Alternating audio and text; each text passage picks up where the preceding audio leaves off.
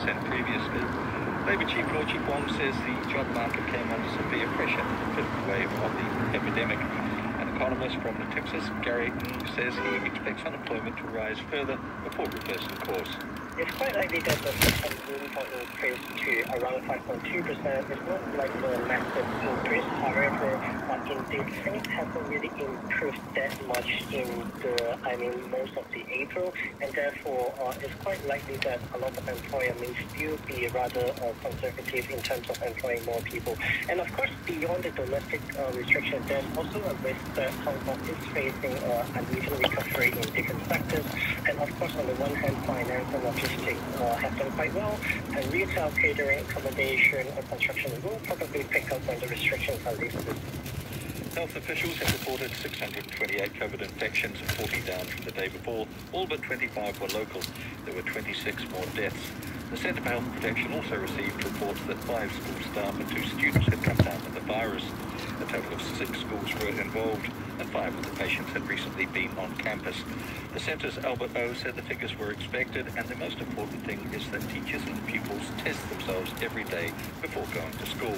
If the number of cases is in the expected level, for example, that over 5% of the students or staff in the schools will test positive on a single day, then we will carry out some epidemiological investigations to see if the school require any further or enhanced measures to control the transmission, including class suspension. But there is no any hard and fast threshold for class suspension. We will investigate every single outbreak individually to determine the appropriate measures. President Xi Jinping has proposed making Asia the anchor for world peace and the powerhouse for global growth. Addressing the annual Bao Forum for Asia via video link, Mr. Xi said the world does better when the region fares well. Without referring to anything specific, he said Beijing imposes unilateral sanctions and long-arm jurisdiction. The president added that decoupling and pressure tactics such as cutting off supply chains won't work. In this day and age, the international community has developed into a complex, delicate, and organic machine. Acts to remove any single part will cause serious difficulties in operation. When that happens, both the victim and the initiator of such acts will stand to lose. And in today's world, unilateralism and an excessive pursuit of self-interest are doomed to fail. So are the practices of decoupling, supply disruption, and maximum pressure. So are the attempts to force small circles or to stoke conflict and confrontation along ideological lines. The Central and SAR governments have both announced Google a day after the tech giant shut down the YouTube campaign channel of Chief Executive candidate John Lee.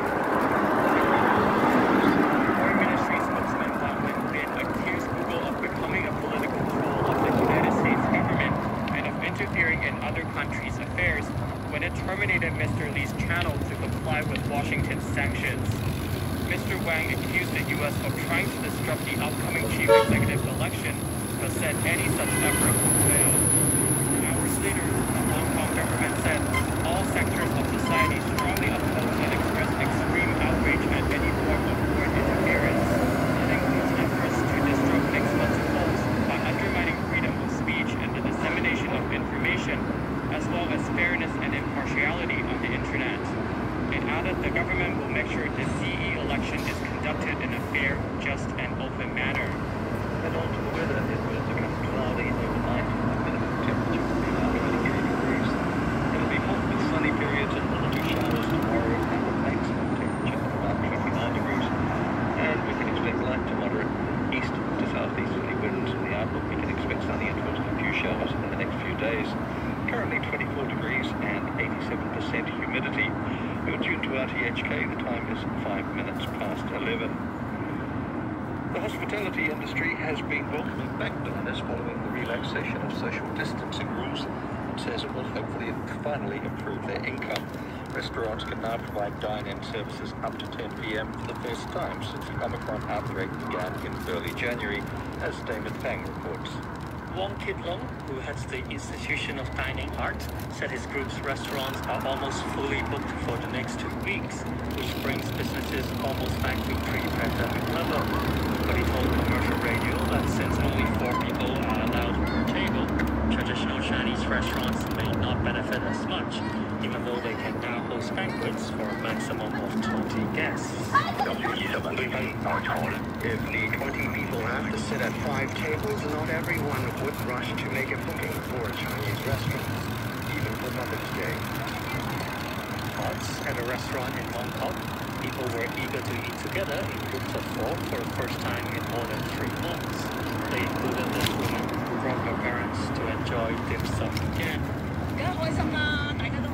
She said her parents have been bored because they couldn't see other people.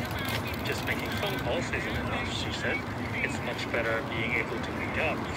The restaurant's manager said the place was notably busier and noisier as people got more chatting. He estimated that businesses was up by about 30% compared to the past couple of months when he was only allowed to sit 2 people per table. It's a different story for operators of bars and mahjong parlors who have urged the government to let them reopen.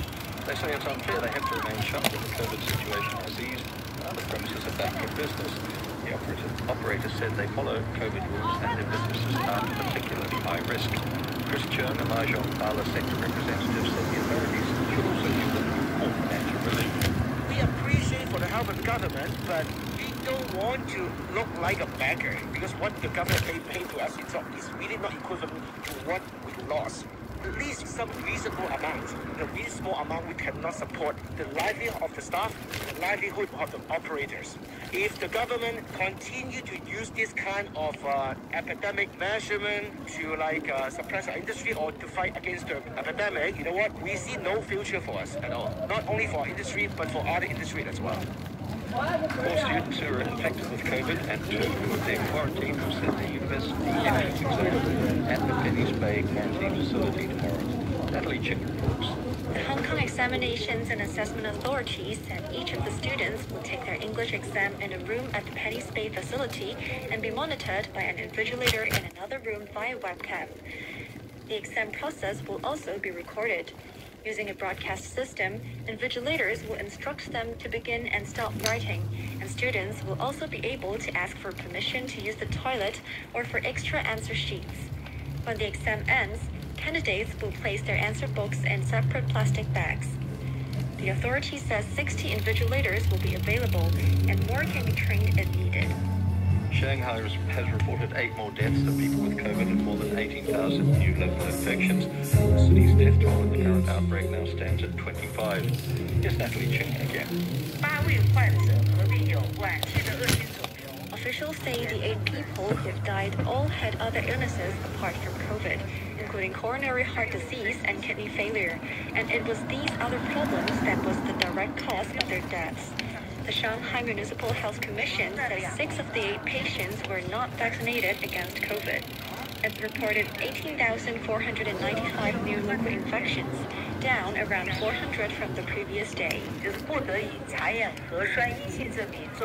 commission also says authorities have issued a notice banning hospitals from turning away patients who don't have a negative COVID test result. It says hospitals can't shirk their responsibilities while doing treatment, and buffer zones must be set up for such patients where they can be quickly given COVID tests. Away from Shanghai, other parts of the mainland have seen another 887 local infections, a large chunk of them in Jilin province. The Russian military to seal off the Azovstal industrial zone in Mariupol, the last bastion of Ukrainian resistance in the city. The Ukrainian presidential advisor said Russia had changed tactics because it understood it wasn't able to seize the plant. Russia has claimed victory in the battle for Mariupol. Earlier, President Vladimir Putin congratulated his defense minister Sergei Shoigu on taking control of the strategically crucial port city. The completion of military operations to free Mariupol is a success. I congratulate you. Please pass on our gratitude to the troops. I want them all to know that in our eyes, they are all heroes. In the eyes of all Russia. Ukraine's armed forces report that Russia is continuing its assault along the entire line of contact in the Donbass region and in the south of Ukraine. Russia continued to launch missile and bomb attacks on military and civilian infrastructure. Russia has summoned the ambassadors of Latvia, Lithuania and Estonia to order the closure of their consulates. The Ministry of Foreign Affairs said it was retaliation for recent closures of Russian consulates in the Baltic states, but also cited their military support for Ukraine. The president of the World Bank, David Malpass, said the world faces a human catastrophe from the food crisis arising from Russia's conflict with Ukraine. The International Development Institution estimates the war could push food prices up by more than a third. Mr. Malpass warned the rise is pushing hundreds of millions of people towards poverty. He told the BBC there's enough food in the world to feed everybody, but it has to be shared. We're entering this crisis with global stockpiles pretty large by historical standards, and so that's good, and there'll have to be a sharing process or a sales process, and so I think there's enough, but people in poor countries are going to be left out because of the high price. The EU is asking its citizens to drive less, turn down the air conditioning, and even work from home 3 days a week to reduce the bloc's reliance on Russian energy.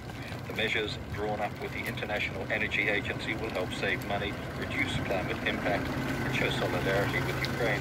The BBC's Ben King reports. Europe depends so heavily on oil and gas imports from Russia that it can't get the supplies it needs anywhere else. So European countries have to keep buying and helping to fund the war in Ukraine. The EU is now calling on its people to support Ukraine and reduce the flow of funds to Russia by cutting their energy use. The 9-point plan urges citizens to drive less by using public transport or working from home 3 days a week. People should heat their homes less in winter and use less air conditioning in summer. It says a typical household would save $490 off its energy bills. In other news, Jordan is hosting an emergency meeting of fellow Arab states in response to rising tensions between the Palestinians and Israel. Jordan administers Al-Aqsa Mosque, where a number of Palestinians have been injured or arrested by Israeli security forces in recent days. The BBC's Yolanda Nell is in Jerusalem. This started as Israeli police tried to clear the courtyard of Al-Aqsa Mosque of Muslim worshippers after the dawn prayers to make way